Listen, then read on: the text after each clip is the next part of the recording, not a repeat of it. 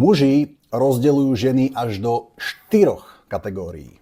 Prvá kategória sú ženy, s ktorými by som nikdy nič nemal. Tam patrí Simona Komedy, Zuzana Kovačič-Hanzelová, Veronika Cifrová-Ostrihoňová a tak ďalej. Chápete, aké ženy myslím.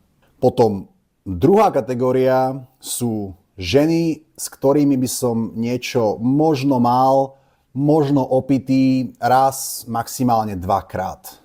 Také tie, čo by som proste len... To sú možno ženy, ktoré sú síce ľahké, ale možno dobre vyzerajú a proste nechceš s nimi príliš veľa mať, možno sú aj hlúpe, ale proste majú napríklad, neviem, dobré cecky, dobrú riť. Chápete?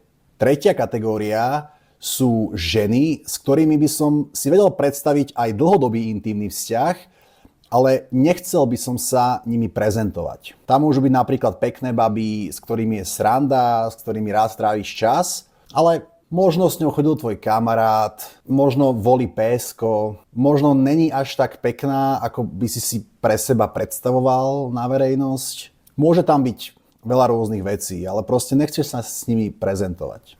No a posledná kategória, do ktorej muži rozdeľujú ženy, sú ženy, ktoré sú úžasné, s ktorými by som sa kľudne prezentoval aj na verejnosti, ktoré by som ukázal kamarátom, rodine, s ktorými by som mal vzťah, rodinu, deti, život a tak ďalej.